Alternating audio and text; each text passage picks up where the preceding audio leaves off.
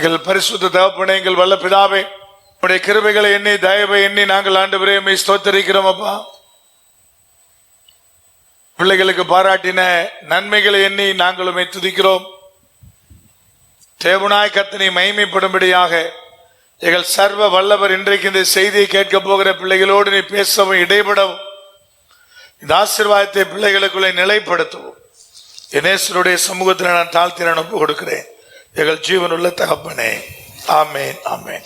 ஏசாயா தீர்க்க தரிசன புஸ்தகம் 12ஆம் அதிகாரத்தினுடைய 3ஆம் வசனத்தை வாசிக்கலாம். நீங்கள் இரட்சிப்பின் ஊற்றுகளில் இருந்து மகிழ்ச்சியோட தண்ணீர் மொண்டு கொள்வீர்கள் என்று சொல்லப்படுகிற தேவனுடைய வார்த்தை. நீங்கள் இரட்சிப்பின் ஊற்றுகளில் இருந்து மகிழ்ச்சியோட தண்ணீர் மொண்டு கொள்வீர்கள். இந்த வாக்குத்தத்த தேவனாய் கர்த்தர் அந்த பிள்ளைகளுக்கு கொடுக்கும் போது, ஒருவேளை இந்த வாக்குத்தத்தத்தின் நிமித்தமாக கிடைக்க பெறுகிற நன்மைகள், கிடைக்க பெறுகிற ஆசீர்வாதங்கள், அதுக்கு பின்னாடி நம்ம எப்படி நடந்து கொள்ளணும் என்பதை சேர்த்தே தேவனாய் கர்த்தர் எழுதுகிறார். நீ மகிழ்ச்சியோட தண்ணீர் மொண்டு கொள்ளுவாய் இரட்சிப்பின் ஊற்றுகளில் இருந்து. ஒருவேளை ஆண்டுடைய சமூகத்திலிருந்து நம்முடைய தேவைகள், நம்முடைய சகல நன்மைகள் எவ்விதமாய் பெறப்படுகிறது, எங்கிருந்து நமக்கு நன்மைகள் உண்டாகிறது, எதன் அடிப்படையில் தேவன் அந்த நன்மைகளை செய்கிறார், இதெல்லாம் அந்த பகுதியில் எழுதப்பட்டிருக்கிறதான ஒன்று. அதுக்கு முன்னாடி அவங்க எப்படி இருந்தாங்க? இந்த இரட்சிப்பின் ஊற்றுகளில் இருந்து மகிழ்ச்சியோட தண்ணீர் மொண்டு கொள்ளுகிற அந்த காலகட்டங்களில் அந்த ஜனங்களுடைய நிலைமை என்ன, எல்லாத்தையுமே தேவன் எழுதுகிறார். அதுல முதல் வசனத்தில் என்ன சொல்றார் பாருங்க. 12ஆம் அதிகாரத்தினுடைய முதல் வசனம் என்ன சொல்றது பாருங்க. அக்காலத்திலே நீ சொல்வது, கர்த்தாவே நான் உம்மை துதிப்பேன், நீர் என் மேல் கோபமாயிருந்தீர்,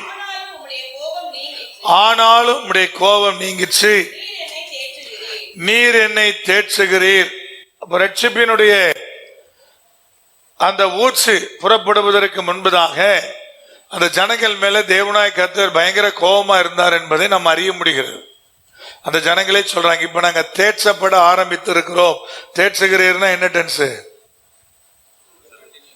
பிரசன்ட் கண்டினியூஸ் டென்ஸ்ல, ஐயா நீ தேய்ச்சிக்கிட்டே இருக்கிறீர் எங்களை, அப்படி சொல்லப்படுகிற வார்த்தை. அப்ப நீர் எங்களை தேற்ற துவங்கி இருக்கிறீர்.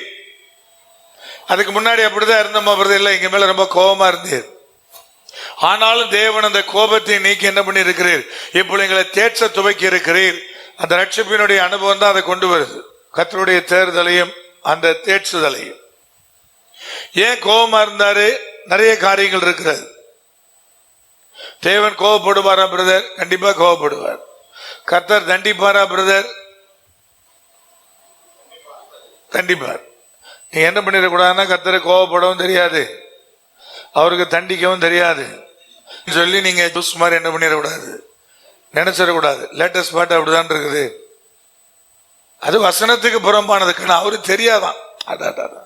அவருக்கு கோபப்படவே தெரியாது, அவருக்கு தண்டிக்கவே என்ன செய்யாது தெரியாது. அவர் அப்படிப்பட்ட ஆண்டவர். எவ்வளவு வேத புரட்டில் சங்கிகள் பேசுற மாதிரியே இருக்கு. பலமுறை உன்னையே திரும்ப திரும்ப சொன்னா உலகம் நம்பும் சொல்லி பண்ணிட்டு இருக்கிறாங்க இல்லையா? அதே மாதிரி கிறிஸ்தவ சங்கி. அப்ப என்ன சொல்லப்படுகிறது பாருங்க. தேவன் கோபப்படுவார் பிரதர்? கண்டிப்பா கோபப்படுவார். இந்த அதிகாரத்தினுடைய ஒரு 3 அதிகாரத்துக்கு முன்பதாக வாங்க. 9ஆம் அதிகாரத்தினுடைய 12ஆம் வசனத்தை வாசிக்கலாம். முற்புறத்தில் சீரியரும் பிற்புறத்தில் பெலிஸ்தேரும் வந்து இஸ்ரவேலை திறந்த வாயால் பட்சிப்பார்கள். இவை எல்லாவற்றிலும் அவருடைய கோபம் ஆறாமல் இன்னும் அவருடைய கை நீட்டினபடியே இருக்கிறது. சத்துருக்கள் 2 பேரை சொல்றார், சீரியர், பெலிஸ்தியர். 2 பேரும் திறந்த வாயோடு பட்சிப்பாங்கன்றார். நிறைய சில சீன்லாம் பார்த்திருப்பீங்க. அப்படியே வாயை பிளந்துட்டு எப்படி சிங்கம் நிக்கிறதோ, எப்படி ஒருவேளை பிசாசானவன் நிக்கிறானோ, சர்ப்பம் நிக்கிறதோ, அந்த சீன சில சிற்பங்கள்லாம் பார்த்தீங்கன்னா அப்படி நிற்கும். அதே மாதிரி பட்சிக்கிறாங்க. இப்ப ஜனங்கள் பட்சிக்கப்படுகிறார்கள். பட்சிக்கப்பட்டால் அவர் கோபம் இன்னும் என்ன செய்யலையா? ஆறலையா, கை நீட்டின மாதிரியே இருக்கிறாராம். அங்க வசனம் என்பது இவ்விதமாய் சொல்லுகிறது. அதே அதிகாரத்தில் பின்னாடி பாருங்க 17ஆம் வசனம். ஆதலால் ஆண்டவர் அவர்கள் வாலிபர் மேல் பிரியமா இருப்பதில்லை, அவர்களில் இருக்கிற திக்கற்ற பிள்ளைகள் மேலும் விதவைகள் மேலும் இறங்குவதும் இல்லை. அவர்கள் அனைவரும் மாயக்காரரும் பொல்லாதவர்களுமா இருக்கிறார்கள். எல்லா வாயும் ஆகாமியம் பேசும். இவை எல்லாவற்றிலும் அவருடைய கோபம் ஆறாமல் இன்னும் அவருடைய கை நீட்டினபடியே இருக்கிறது. திக்கற்ற பிள்ளைகளுக்காக இறங்குற ஆண்டவர், விதவைகளுக்காக இறங்குற ஆண்டவர், இறங்குங்க நம்மகிட்ட சொல்ற ஆண்டவர். ஆனா நான் இறங்க மாட்டேன்றார், நான் தண்டிப்பேன்றார். அப்படி தண்டிக்கப்பட்டாலும் இன்னும் அவருடைய கோபம் என்ன செய்யலையா, ஆறவே இல்லையா. 21ஆம் வசனம் என்ன சொல்லுது பாருங்க. மனாசே எப்பிராயிமையும் எப்பிராயிம் மனாசையும் பட்சிப்பார்கள், இவர்கள் ஏகமாய் யூதாவுக்கு விரோதமாய் இருப்பார்கள். இவைகள் எல்லாவற்றிலும் அவருடைய கோபம் மாறாமல் இன்னும் அவருடைய கை நீட்டினபடியே இருக்கிறது. எப்பிராயிம் யாரு, மனாசே யாரு? அண்ணன் தம்பி சொக்காரங்க. ரெண்டு பேரும் ஒருத்தனுக்கு ஒருத்தன் அடிச்சுக்கிறான். ரெண்டு பேரும் சேர்ந்து இன்னொரு சகோதரனாகி யூதாட்ட போய் நினைச்சான், சண்டை போடுறான். உள்நாட்டு கலவரத்தை கர்த்தர் உண்டாக்கி விட்டுட்டாரு. அப்ப பிரதர், இந்த குழப்பெல்லாம் நடந்துகிட்டு இருக்குது. மாத்தி மாத்தி ஒவ்வொருவரே தண்டிக்கிறாரு.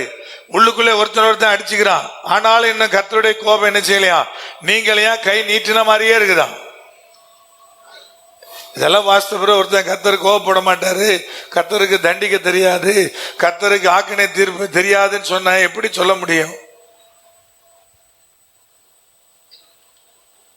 சில நேரங்களில் உள்நாட்டு குழப்பத்துக்கு காரணமும் என்னவா இருக்கிறது, தேவனுடைய கோபமா இருக்குது. உள்நாட்டு குழப்பம், உள் குடும்பத்தினுடைய குழப்பம், அதற்கும் சில வேளை யாருடைய கோபமா இருக்குது, தேவனுடைய கோபமா கூட இருக்குது.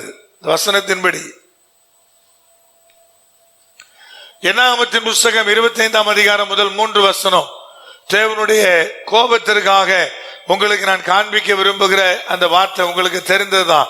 என்னாகம் 25ஆம் அதிகாரம் முதல் 3 வசனம். இஸ்ரவேல் சீத்தீமிலே தங்கி இருக்கையில் ஜனங்கள் மோவாபினுடைய குமாரத்திகளோட வேசித்தனம் பண்ண தொடங்கினார்கள். அவர்கள் தங்களுடைய தேவர்களுக்கிட்ட பலிகளை விருந்துண்ணும்படி ஜனங்களை அழைத்தார்கள். ஜனங்கள் போய் புசித்து அவர்கள் தேவர்களை பணிந்து கொண்டார்கள். இப்படி இஸ்ரவேலர் பாகால் பேயோரை பற்றி கொண்டு, அதனால் இஸ்ரவேலர் மேல் கர்த்தருடைய கோபம் மூண்டது. நம்ம அதிகம் வாசிக்க மாட்டோம் இல்லையா, ஆனா இதுக்கு முந்தின அதிகாரத்தினுடைய முதல் வசனம் நமக்கு நல்லாவே தெரியும். அது என்ன வசனம்? இஸ்ரவேலை ஆசீர்வதிப்பதே கர்த்தருக்கு பிரியம் சொன்னாரு. அப்புறம் எதுக்காக ஒரு அதிகாரத்துக்குள்ள தேவனுடைய கோபம் மூழுது? அந்த 24ஆம் அதிகாரத்தினுடைய ஆசீர்வாதத்தினுடைய பட்டியல் என்னது, எவ்வளவு பெரியது, அது எவ்வளவு நீளமானது, அந்த வாக்குத்தத்தங்கள் எவ்வளவா எழுதப்பட்டிருக்கிறது. ஆனா ஒரு அதிகாரம் கூட முடியல. பிழையாமால அந்த ஜனங்களை சபிக்க முடியல. அந்த பேலையாம் தான் இந்த ஐடியாவை கொடுத்துட்டு போனதாக வெளிப்படுத்தின விசேஷம் 2ஆம் அதிகாரத்தில் பார்க்கிறோம். ஐயா, அந்த ஜனங்களை சபிக்கவே முடியல. ஏன்னா ஆண்டவர் ஆசீர்வதிக்க பிரியப்படுகிறார். ஆனா இந்த ஜனங்கள் சாபத்தை வாங்கணும்னா ஒரே ஒரு காரியம் இருக்குது, மோவாபிய பெண்களை கொண்டு வந்து எங்க விட்டுரு, இந்த ஜனங்களோட விட்டு மீதியெல்லாம் தன்னால் நடக்கும். மோவாபியர் யாரு பிரதர்? லோத்தின் மூலமாய் தவறான வழியில பிறந்த சந்ததி. கர்த்தர் என்றென்றைக்கும் சபைக்கு உட்படலாகாது என்று சபித்த ஒரு பெரிய கூட்டம். அவர் முதல்ல சொன்னார் 3ஆம் 4ஆம் தலைமுறை வரைக்கும் சபைக்கு வரக்கூடாது. அப்புறம் 10ஆம் தலைமுறை, அப்புறம் சொன்னார் என்றென்றைக்கும் உள்ள வரக்கூடாது. அப்படிப்பட்ட ஒரு பெரிய கூட்டம், சாபத்தின் கூட்டம். சாபத்தின் கூட்டம் உள்ள இருந்தா என்ன ஆகும் பிரதர்? ஆசீர்வாதத்தை இழந்துரும். அது எத்தனை பேருக்கு புரியுமோ தெரியாது. அப்ப நல்லா கவனிங்க. ஆட்டோமேட்டிக்கா அந்த சாபத்தின் கூட்டம் நம்மை சாபத்துக்கு நேரம் எடுத்துட்டு போகும். ஒரு ஆசீர்வதிக்கப்பட்ட சந்ததி மேல தேவனுடைய கோபாக்கனே வருது. ஆட்டோமேட்டிக்கா வேசித்தனம் துவங்குது. வேசித்தனம் துவங்கின உடனே அவர்கள் கூப்பிடுகிற இடத்திற்கு இவர்கள் போய் அவர்கள் தெய்வத்தை வணங்கி விருந்துண்டு அந்த கூட்டத்தை சார்ந்து கொண்டார்கள், பற்றி கொண்டார்கள். வசனம் சொல்லுது, புறஜாதி பெண்ணை நேசிக்கிறவன் புறஜாதி ஆணை நேசிக்கிறவள் இருப்பா. கர்த்தருக்காக காதலை தியாகம் பண்ணாம காதலுக்காக யாரை தியாகம் பண்ணுவா? கர்த்தரை தியாகம் பண்ணுவா. இதெல்லாம் ரொம்ப ரொம்ப கவனிக்க வேண்டிய ஒன்று. அப்ப யாருக்காக யாரு பிரதர் ரொம்ப ரொம்ப முக்கியமா யோசிக்க வேண்டிய ஒன்று. அது அங்க நோக்கி இழுத்துட்டு போகுது. அதுக்கு பிறகு கேட்ட சொல்லுவாங்க, இல்ல பிரதர் அங்க ஒரு பெரிய ரட்சிப்பு உண்டாக போதுமாங்க. ஒரு சிஸ்டர் முன்னாடி ரெகுலரா ஃபாஸ்டிங் பிரேயர் வருவாங்க. நல்ல கமிட்மெண்ட் உள்ள ஒரு சிஸ்டர் தான். திடீர்னு வரமாட்டாங்க, நின்ட்டாங்க. ஒரு நாள் கேட்டேன், ஏன் சிஸ்டர் வரல? ரோட்ல பார்த்தேன், பிரைஸ் லார்ட்னாங்க. என்ன சிஸ்டர் வர்றது இல்லைன்னு. இப்ப அவங்க சொன்னாங்க, கர்த்தர் முன்னாடி உங்களை கண்ணாடி போட சொன்னாரான்னு கேட்டாங்க. அவங்க வராதுக்கான காரணம் தான். அப்பதான் பாத்தீங்கன்னா இதனுடைய முன்பகுதி எக்ஸ்டெண்ட் பண்றோம், இதோட சேர்த்து அதை இணைக்கிறோம். யாரு கண்ணாடி போட சொன்னாங்க? இப்ப என்ன பண்ணலான்னு சொல்றீங்க? என்ன அவ்வளவு செலவு பண்ணி கண்ணாடி போடணுமா? அதுக்கு அப்படியே ஒரு சிமெண்ட் சீட்டை வச்சு மறிச்சா கூட தான் உள்ள ஆராதனை பண்ணலாம். நாங்க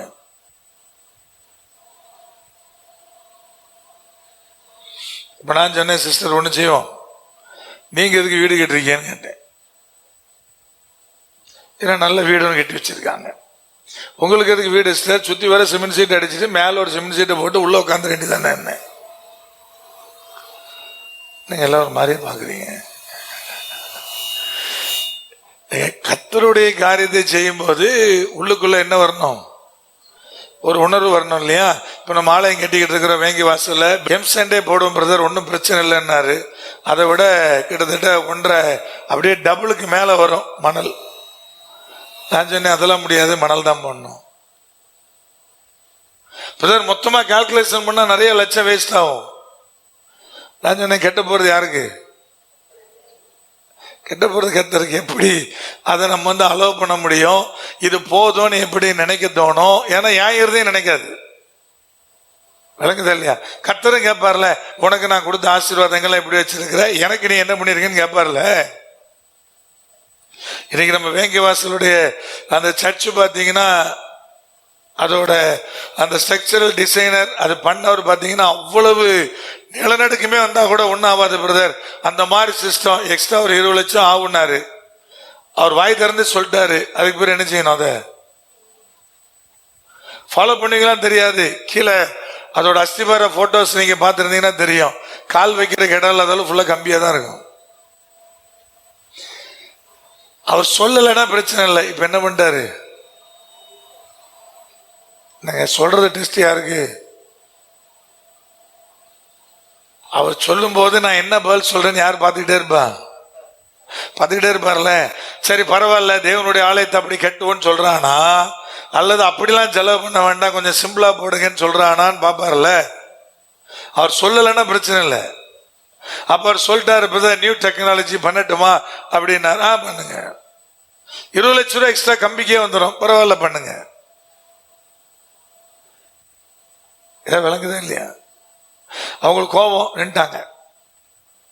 அப்புறம் வரமாட்டாங்க. இன்னைக்கு டீல ஏன் சக்கரை இல்லை, இன்னைக்கு டீ நல்லா இல்லை. முதல்ல ஆரம்பத்துல சொல்லுவாங்க, பிரதர் டீ எல்லாம் கொடுக்கும்போது பிரதர் டீ நல்லாவே இல்லைம்பாங்க. நான் சரி சிஸ்டர் சொல்றேன், இன்னைக்கு ஸ்ட்ராங் இல்லம்பாங்க, இன்னைக்கு சக்கரை இல்லம்பாங்க, இன்னைக்கு சக்கரை கூடிட்டுமாங்க, இன்னைக்கு பாயாசமா இருந்துச்சுமாங்க. அப்புறம் ஆண்டவர் ஒரு ஞானத்தை கொடுத்தாரு, இனிமேட்டு எவ சொன்னாலும் அவளை போட்டு வர சொல்.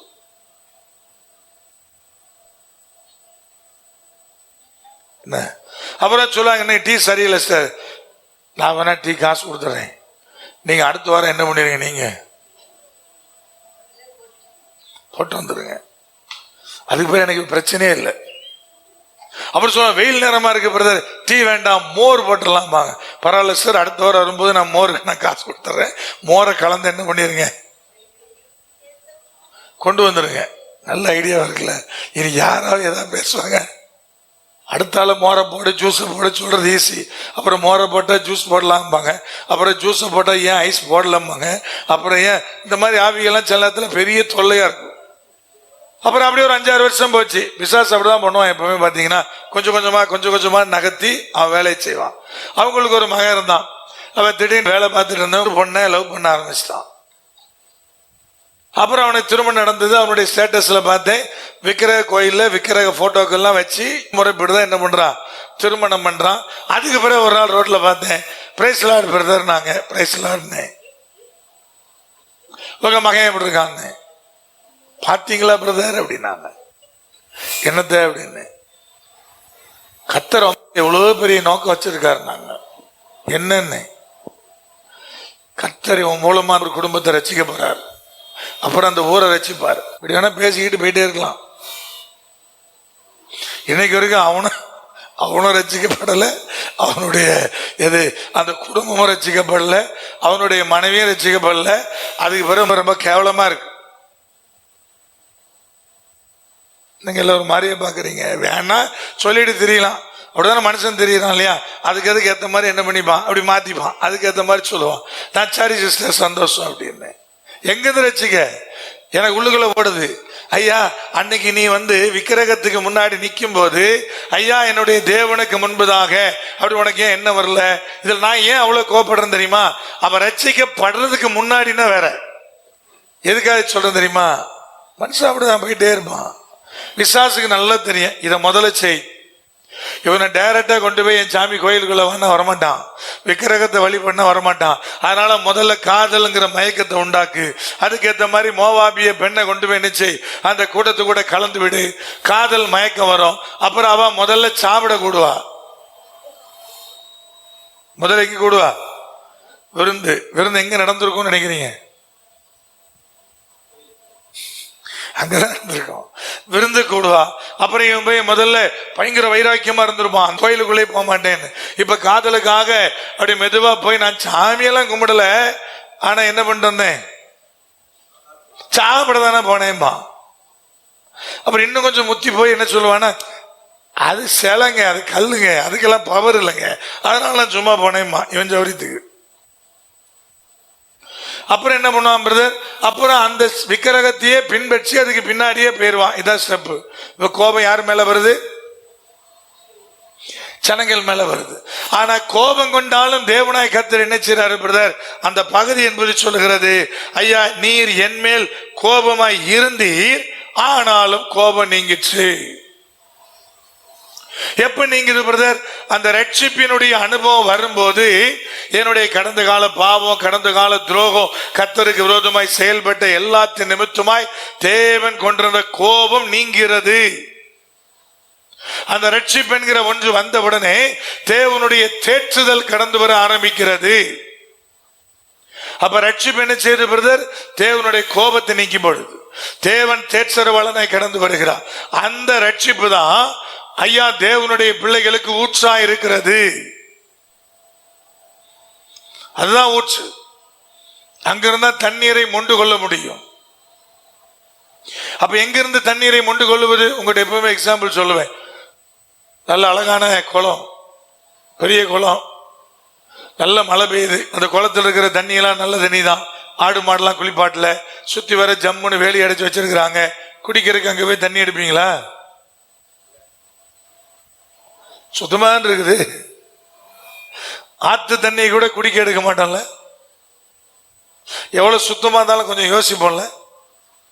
அப்ப தேவனாய் கர்த்தர் அழகா தெளிவா சொல்றார், எங்கிருந்து தண்ணீரை மொண்டு கொள்ள முடியும் பிரதர்? எனக்கான ஊற்று எது? அது ரட்சிப்பின் ஊற்று. அப்ப ரட்சிப்பின் ஊற்றுனா அந்த ஊற்று எங்கிருந்து வரும்? எங்கிருந்து வரும்? கர்த்தரிடத்திலிருந்து வரும். அவர் தான் உன்னை போஷிக்க முடியும். நீ அங்கிருந்து தான் தண்ணீரை மொண்டு கொள்ள முடியும். உன்னுடைய தேவைகளுக்கான எல்லா தேவைகளுக்கான ஆசீர்வாதங்களை அங்கிருந்து தான் எடுக்க முடியும்.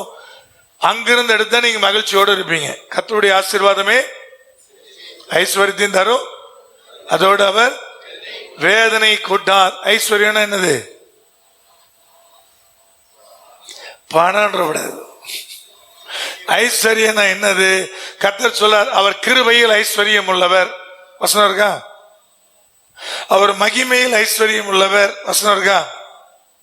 அப்படின்னு என்ன அர்த்தம்? ஐஸ்வர்யனா ஒரு நிறைவு, கிருபையில நிறைவுள்ளவர், மகிமை நிறைந்த என் ஆண்டவர். அப்ப அதுக்குள்ள பணம் வருமா பிரதர்? பணமும் வரும். எல்லாவற்றிலும் ஆண்டவர் யாரு? நிறைவானவர், நிறைவாய் இருக்கிறவர். அப்ப அங்கிருந்து நீ எதை பெற்றாலும் உனக்கு வேதனை கிடையாது, மகிழ்ச்சியோடு இருப்ப. அதான் தேவனாய் கர்த்தர் சொல்லுகிறார். அப்ப என்னுடைய ஆசீர்வாதம் எங்க இருக்கு பிரதர்? என் ரட்சிப்பினுடைய தேவனிடத்தில் இருக்கிறது. ஊற்றுகள், அவர்தான் அந்த ஊற்று. சகரியான் புஸ்தகம் 13ஆம் அதிகாரம் 1 வசனம். அந்நாளிலே பாவத்தையும் அழுக்கை நீக்க தாவீதினுடைய குடும்பத்தாருக்கும் எருசலேமினுடைய குடிகளுக்கும் திறக்கப்பட்ட ஒரு ஊற்று உண்டாயிருக்கும். எதை நீக்க? எதை கழுவ? பாவத்தையும் அழுக்கையும் கழுவ தேவனுடைய பிள்ளைகளுக்கான ஊற்று. அது தேவனாய் கர்த்தராலே கொடுக்கப்படுகிற ஊற்றாய் இருக்கிறது. அது நம்முடைய பாவத்தை கழுவுகிறது, நம்முடைய அழுக்கை கழுவுகிறது. அதை நம்மை விட்டு நீக்கக்கூடிய ஊற்றாக நமக்குள் இருக்கிறது. அதில் இருந்தா நமக்கு தேற்றுதல் உண்டாகுது. பாவத்தில் இருக்கிறவரை என்ன கிடையாது. அப்போ கர்த்தருடைய அந்த தேற்றுதலை நீங்க பார்க்க முடியாது. ரட்சிக்கப்படும் போது கோபம் நீங்குது. ரட்சிக்கப்பட்ட பிறகு வேத வசனம் சொல்லுது, தேவனாகிய கர்த்தர் தேற்ற ஆரம்பிக்கிறார். அங்கதான் என்ன உண்டாகுது பிரதர்? இந்த ஊற்று உண்டாகுது. இந்த ஊற்று நம்முடைய பாவத்தையும் நம்முடைய அழுக்கையும் என்ன செய்கிறது? கழுவக்கூடிய ஒன்றா இருக்கிறது. எரேமியா 17:13. இஸ்ரவேலின் நம்பிக்கையாகிய கர்த்தாவே, உம்மை விட்டு விலகுகிற யாவரும் வெட்கப்படுவார்கள். ஜீவனுள்ள தண்ணீரின் ஊற்றாகிய கர்த்தரை விட்டு விலகி போனபடியால் எதில் எழுதப்படுமா? விலகி போகிறவருடைய பெயர் புழுதியில் எழுதப்படும். அப்படின்னு என்ன அர்த்தம்? அந்த பெயர் எழுதப்பட்ட உடனே என்ன ஆயிரும்? அழிஞ்சு போயிரும் அர்த்தம். யாரு பிரதர்? கர்த்தரை விட்டு விலகிறவன். என்ன சொல்லுது? அந்த கர்த்தர் தாயா உனக்கு ஊற்றுன்னு சொல்லுது. அதே எரேமியா தான் சொன்னார் 2:13. என்ன சொன்னாரு? வாசிக்கலாமா? 2ஆம் அதிகாரம் 13ஆம் வசனம். என் ஜனங்கள் 2 தீமைகளை செய்தார்கள். சீவ தண்ணீர் ஊற்றாகி எண்ணெய் விட்டு விட்டார்கள். தண்ணீர் நிற்காத தொட்டிகளாகிய வெடிப்புள்ள தொட்டிகளை தங்களுக்கு வெட்டி கொண்டார்கள். சங்கீதம் 36:9. சீவ ஊற்று உம்மிடத்தில் இருக்கிறது, உம்முடைய வெளிச்சத்திலே வெளிச்சம் காண்கிறோம். அப்போ ரட்சிப்பின் ஊற்றுனா யாரு பிரதர்? நான் ஆராதிக்கிற கர்த்தர் தான் எனக்கு ஊற்று. அவர் தான் ஜீவ ஊற்று. அவரிடத்திலிருந்தான் ஜீவ தண்ணீர் புறப்படுது. அவரிடத்திலிருந்தான் அந்த தண்ணீரானது என்ன செய்கிறது? கடந்து வரக்கூடிய ஒன்றா இருக்கிறது. அப்போ அவரை சார்ந்து அவரை பற்றி கொண்டு அந்த ஆசீர்வாதங்களுக்கு நிறைய தேவன் நடத்துறார். தேவைகள்ல அந்த முழுமை உண்டாகிறது, கர்த்தருடைய ஆசீர்வாதம் உண்டாகுது. அப்படிதான் தேவன் நடத்துறார். அப்போ ஒன்று தேவ கோபாக்கணியோடு வாழ்வது, 2வது ரட்சிக்கப்பட்டு கோபம் நீங்கி தேற்றப்படுதல், 3வது அது நிமித்தமான ஆசீர்வாதம் ஒரு பட்டியல். இதுல எந்த நிலையில் நீங்க இருக்கிறீங்கன்னு உங்களுக்கு மட்டும் தெரியும். முதல் நிலையா, 2வது நிலையா? கர்த்தரை சார்ந்தா இருக்கிறீங்களா? கர்த்தரிட்டிருந்து உண்மையாகவே அந்த ஜீவ ஊற்றிலிருந்து அந்த ஆசீர்வாதங்களை பெற்றுக் கொள்றீங்களா? அதை எடுக்கிறீங்களா? அதில் உள்ள நிறைவை நோக்கி நடத்தப்படுறீங்களா? உங்களுக்கு மட்டும்தான் தெரியும். சரி பிரதர், ஆமா நான் ஆண்டவரோடு தான் பயணிக்கிறேன், அவரிடத்துல தான் ஜீவ தண்ணீர் எடுக்கிறேன்னா நீங்க எப்படி வாழணும்? அது அடுத்த ஒரு பெரிய லிஸ்ட் இருக்கு. 4ஆம் வசனத்திலிருந்து வாசிக்கலாமே. அக்காலத்தில் நீங்கள் சொல்வது கர்த்தரை துதியுங்கள். நம்பர் 1 ஆண்டவரை துதியுங்கள். எக்காலத்துல?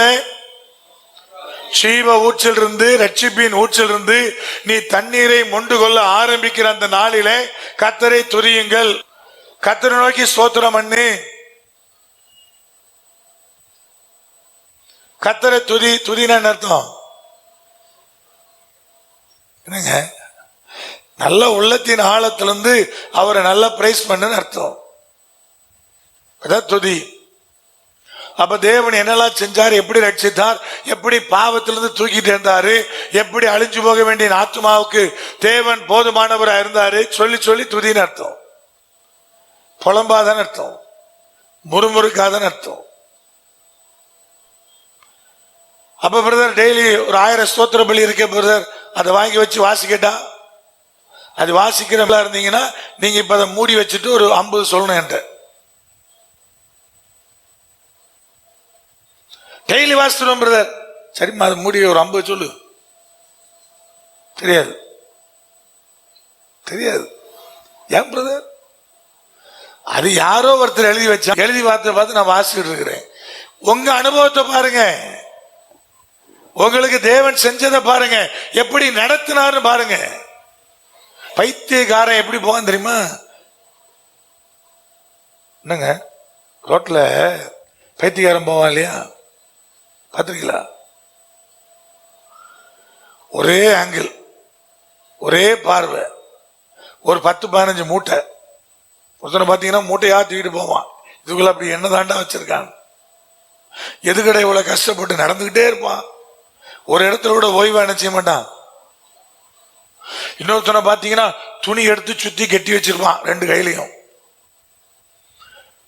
எல்லாத்தையும் எடுத்து விட்டு ரிலீஸ் பண்ணி அனுப்புனீங்கன்னா அடுத்த 1/2 மணி நேரத்தில் என்ன செய்வான்.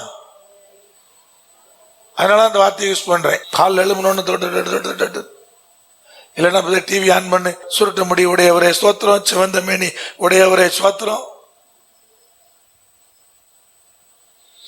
காலையில பகாம் பகாம் பகாம் பகாம், அவன் பகான். அந்த பகானுக்கு என்ன அர்த்தம் அவனுக்கு மட்டும்தான் தெரியும். அதுக்கு இது எதான் அர்த்தம், என்னது? அவங்க தெய்வத்தை என்ன பண்றான்,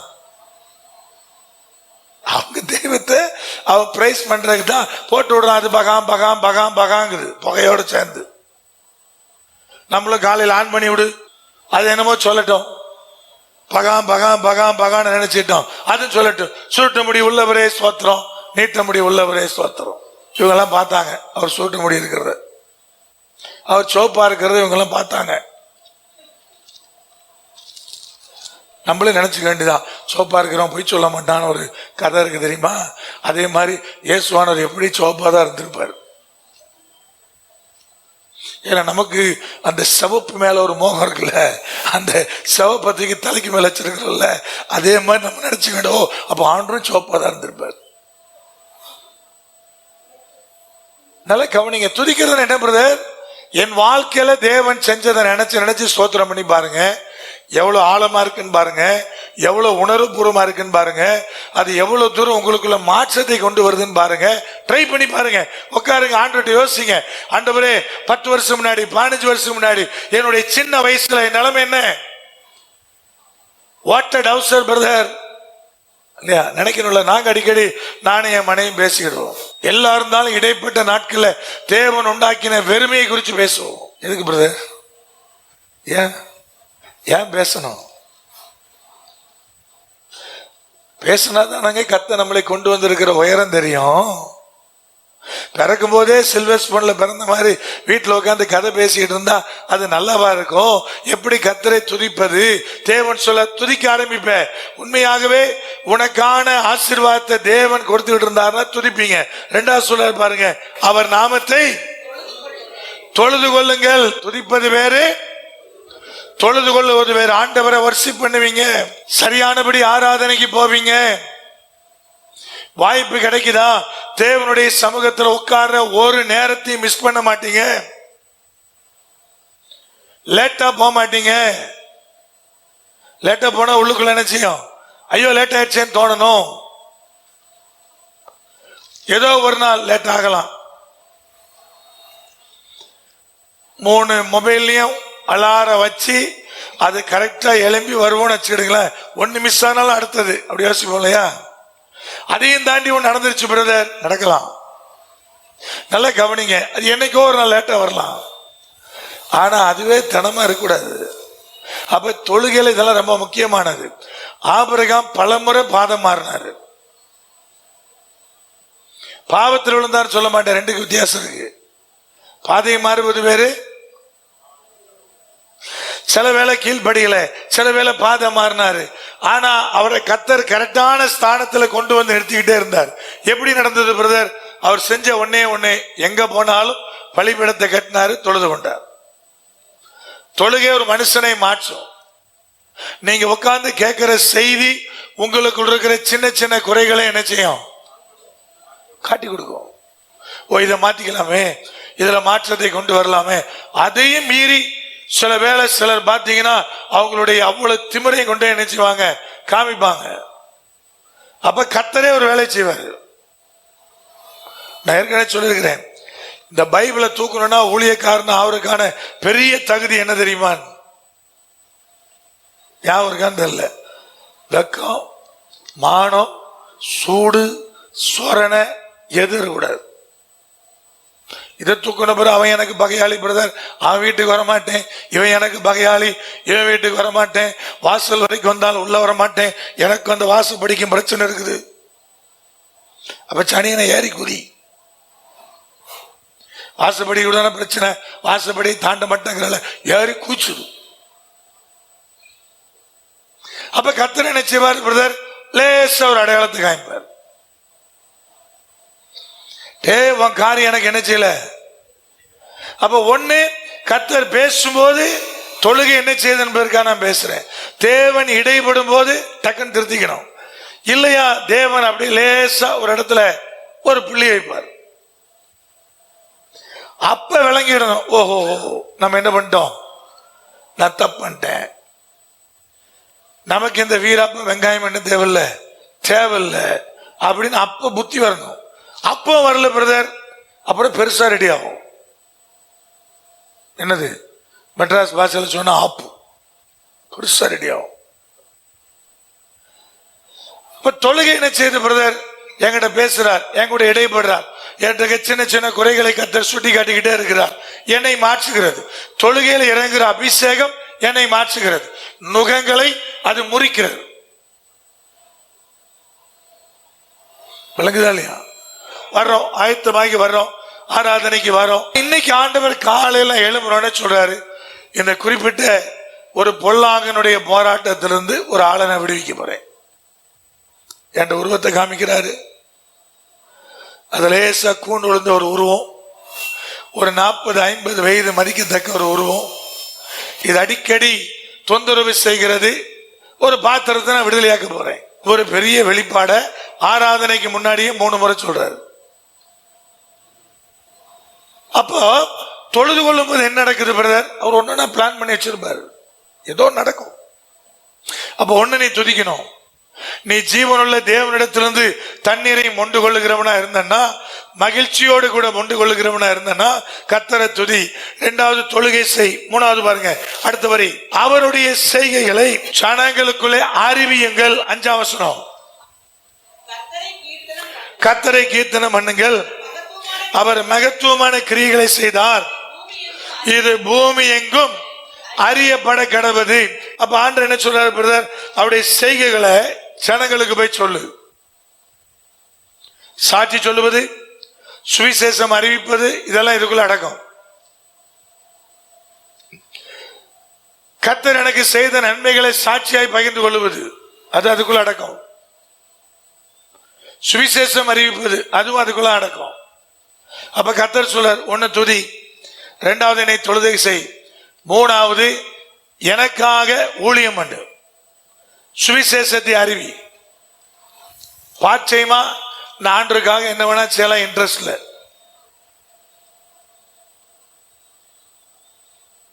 ஆனா முழு நேர பணிக்கு வரணும்னா கர்த்தர் கூப்பிடணும். பாச்சயங்களும் உனக்கு இது இப்ப இல்லைன்னா அந்த வேலை வரை காத்திருக்கணும். அப்ப தேவன் அழகா சொல்றார், துதி, தொழுகை செய், நீ மற்றவர்களுக்கு சுவிசேஷத்தை அறிவிப்பதில் நீ என்ன செய், பங்கு பெறு. என்கிட்ட கேட்ட ஒரு தம்பி, எனக்கு ஊழியம் செய்ய ஆசையா இருக்கு, நான் வில்லேஜுக்கு போறேன். அப்ப நான் சொன்னேன், தம்பி ஒண்ணு நல்லா கவனி, உனக்கு ஊழியம் செய்ய ஆசையா இருந்தா அழைப்பு பெற்ற ஒருவரோடு இணைந்து நீ உனக்கு அழைப்பு வர என்ன செய்யலாம், ஆசைக்காக ஊழியம் செய்யலாம். ஆனா யாரை சார்ந்தான் செய்ய முடியும்? இன்னொரு அழைப்பு பெற்ற மனுஷனோடு இணைஞ்சுதான் பண்ண முடியும். தனியா பண்ண முடியாது. தனியா நீ பண்ணணும்னா என்ன செய்யணும்னா உனக்கு அழைப்பு வரணும். அப்ப தனியா பண்ணா இப்ப உனக்குள்ள இருக்கிற எல்லா பிரச்சனையும் உனக்குள்ள வரும். சாட்சிக்கா சொல்றேன். ஒரு சகோதரர் வந்தார், பிள்ளைங்கெல்லாம் பெரிய ஆளுங்க, ஜெபிக்கிறார், அண்ணா என் வாழ்க்கையில மட்டும் ஏன் அது நடக்க மாட்டேங்குது. அப்ப கர்த்தர் சொல்றாரு, நீ தேவையில்லாம ஊழியன் அலையறியா, அதை கொஞ்சம் நிறுத்த சொல்றாரு. இதை கர்த்தர் சொல்லாம நான் சொல்ல முடியுமா? சொல்லாம சொன்னா எவ்வளவு பெரிய துணிச்சல் இருக்கணும் இல்லையா? அவருக்கு ஒன்றும் புரியல. ஏன்னா ஒரு இடத்துல நல்ல வேலையில் இருந்தாரு. இவர் நினைச்சவன ஒரு 15-20 பாசங்களை வச்சிருக்கிறார். அங்க வாரத்துக்கு ஒரு இடத்துக்கு செய்தி கொடுக்க போவார். போனா ஒரு சபைக்கு ஒரு 3000-4000 ரூபாய் காசு கொடுப்பார். அப்ப கிராமங்கள் சபைக்கு போய் நம்ம காசு கொடுத்தோம்னா அவங்க நினைச்சுவாங்க, வாரந்தோறும் உங்களை நினைச்சுவாங்க கூட. அதனால பிஸியாவே இருப்பார். இவருக்கு ஒரு பெரிய ஹாப்பி. என்ன செய்யணும்னு கேட்டா கர்த்தர் ஊழியத்தை விட்டுருன்றார். அவருக்கு ஒன்றும் புரியல. திரும்ப ஆபீஸ்க்கு வந்தாரு, ஜோம் பண்றாரு. இப்ப அடுத்த விட்டு கர்த்தர் விளக்கமா பேசணும். ஏன்னா பார்க்கும்போது தெரிஞ்சிருச்சு, இவர் நம்ம அன்னைக்கு சொன்னது அவருக்கு விளங்கல அல்லது பிடிக்கல, ஏதோ ஒண்ணு வராரு. இப்ப ஆண்டவர் உதவி இல்லாம நம்ப முடியாது. அப்ப ஆண்டவரே என்ன செய்யட்டும். ஆண்டவர் சொன்னாரு, முத ஒருத்தர் சபைக்கு போனாரா கேளுனார். நான் சொன்னேன், பிரதர் ஒரு பாஸ்டர்ச்சுக்கு போனீங்களா? ஆமா. அங்க இருந்தானே எல்லாரும் எல்லா பாஸ்டர் சொன்னாங்க. ஆமா, இதான் அடையாளம், விட்டுட்டு வேலையை மட்டும் பாரு. விளங்குதா இல்லையா? இல்லைன்னா நம்மளை காயப்படுத்துவாங்க. கர்த்தர் சில நேரம் இப்படி கிருபி இறங்கி எங்களை காப்பாற்றுவாரு. இப்படி நாயே பேச முடியாதுல்ல. அப்ப ஊழியம் செய்யறது தப்பா பிரதர்? இல்ல, உனக்கு அழைப்பு இருந்தா செய், இல்லையா அழைப்பு பெற்றவளோடு இணைந்து செய். ஆசையா இருக்கு அவங்க கூட சேர்ந்து செய், இதான் உண்மை. அப்ப அண்ணன் எங்க சர்ச்சில் சண்டே கிளாஸ் அதை செய். ஏன்னா அங்க அழைப்பு பெற்ற ஒருத்தர் இருக்கிறாரு. உங்க சர்ச்சில் சண்டே கிளாஸ் வேலை செய், கூட்டி பெருக்கு, எல்லா வேலையும் செய், ஒன்னும் தப்பே இல்லை. அங்க அழைப்பு பெற்ற ஒருத்தர் இருக்கிறார். கிராமத்துக்குள்ள போனா அங்க சில நேரம் கர்த்தர் கம்முன்னு இருந்துருவாரு, பிறகு பிசாசு கொடையும்னு. விளங்கலையா? சுவிசேஷ அறிவிப்பது எப்படி பிரதர்? அறிவிக்க சொல்லிட்டார் ஆண்டவர், ஓட முடியாது. இப்ப 4வது என்ன சொல்றாரு பாருங்க, அடுத்த வரி, 4ஆம் வசனத்தோட அடுத்த வரி, அவருடைய நாமம் உயர்ந்தது என்று பிரஸ்தாபம் பண்ணுங்கள். 4வது சொல்றார், அவருடைய நாமம் உயர்ந்தது என்று பிரஸ்தாபம் பண்ணுங்கள், செய்கைகளை அறிவிங்க. உயர்ந்தது என்று என்ன பண்ணுங்க? பிரஸ்தாபம் பண்ணுங்க. ரெண்டுக்குள்ள வித்தியாசம் உங்களுக்கு தெரியணும். சாட்சி சொல்லு, சுவிசேஷ சொல்லு. கர்த்தருடைய நாமம் உயர்ந்ததுன்னு எப்பவுமே அவர் தான் பெரியவர் என்பதை என்ன பண்ணிக்கிட்டே இரு, சொல்லிக்கிட்டே இரு. வந்து ஒருத்தர் சொல்லுவான் ஆபீஸ்ல, எல்லாம் ஒண்ணுதாங்க, ஒரே கடவுள் தாங்க, நீங்க ஜீசஸ்ன்றீங்க, அவர் நான் ஒரு பேர் வச்சிருக்கிறேன் அப்படி சொல்லுவான். அப்ப நீ என்ன செய்யணும்? ஆமான்னு போக கூடாது. அவர் உன்னுடைய ஹையர் ஆபீஸ்ல இருந்தா கூட. அப்ப பிரதர் பிரச்சனை வருமா பிரதர்? அதை எவ்வளவு சாஃப்டா சொல்ல முடியுமே சொல்லணும்.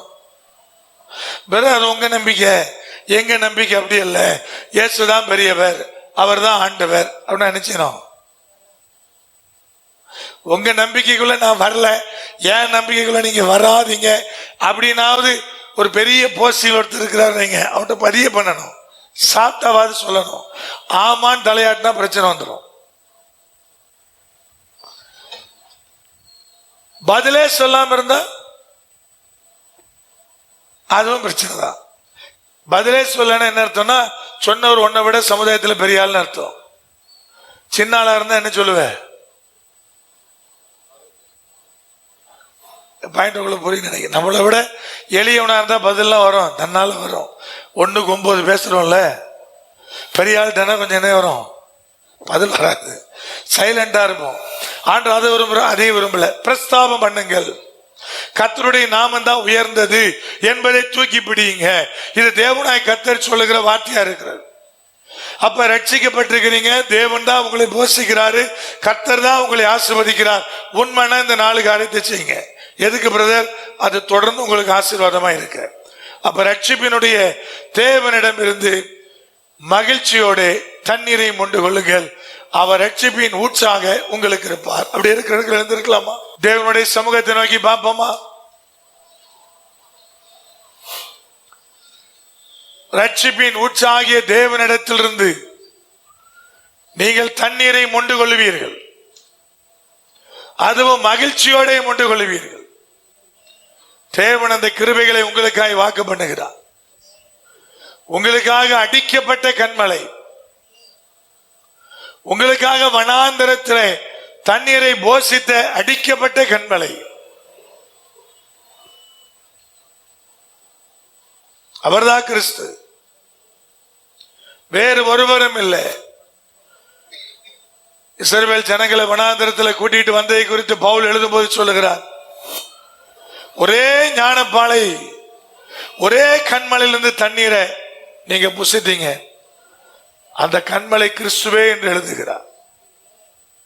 ஆதி முதல் இன்று வரை அவருடைய பிள்ளைகளை போஷிக்கிறவராக, அவருடைய பிள்ளைகளுக்கு போதுமானவராக, அவருடைய பிள்ளைகளுக்கு அந்த ஊற்று தண்ணீரை புறப்பட பண்ணுகிறவராக அந்த தகப்பன் இருந்து வருகிறார். அந்த தகப்பன் அப்படி நடந்து வருகிறார். இன்னைக்கு கர்த்தருடைய சமூகத்தில், தேவனுடைய பாதத்தில் உங்கள் இருதயங்களை திறந்து இன்னைக்கு ஆண்டவரே அந்த ஊற்று கண்ணாக, அந்த ரட்சிப்பின் ஊற்றாக எனக்குள்ள இருந்தருளும் கேளுங்க. ஒருவேளை நீங்க கோபத்தினுடைய பாதையை கடந்து வர நினைச்சீங்கன்னா நிச்சயமா அந்த கோபத்துக்கான காரணமும் உங்களுக்கு தெரியும். அதுக்கு தூர போட்டுருங்க. பரிசுத்தருடைய பாதத்தில் ஒப்பு கொடுங்க. எங்கள் பரிசுத்த தகப்பனே, உம்மிடத்திலிருந்து எங்கள் ஜீவ தண்ணீர் ஊற்றாகி உம்மிடத்திலிருந்து, எங்கள் ரட்சிப்பின் ஊற்றாகி உம்மிடத்திலிருந்து பிள்ளைகள் போஷிக்கப்பட அனுக்கிரகம் செய்யும், காப்பாற்றப்பட அனுக்கிரகம் செய்யும். பிள்ளைகளுக்கு மகிழ்ச்சி இன்னும் அதிகமாய் பெருக்கெடுத்து ஓடட்டும்.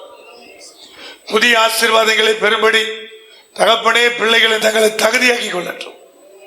அதற்கேற்ற பலனை தாரும், அதற்கேற்ற ஆசீர்வாதத்தை தாரும், அதற்கேற்ற மகிமை வெளிப்படட்டும். தேவனுடைய ஆவியானவர் துணையாளராய் இயேசு கிறிஸ்துவின் நாமத்தில் தான் ஜெபிக்கிறோம். ஜீவனுள்ள எங்கள் பரிசுத்த பரம தகப்பனே, கர்த்தராகிய இயேசு கிறிஸ்துவினுடைய கிருபை, பிதாவாகிய தேவனுடைய அன்பு, பரிசுத்த ஆவியானுடைய ஐக்கியம் இப்பொழுது சதா காலமும் அனைவரோடு கூட நிலைத்திருப்பதாக.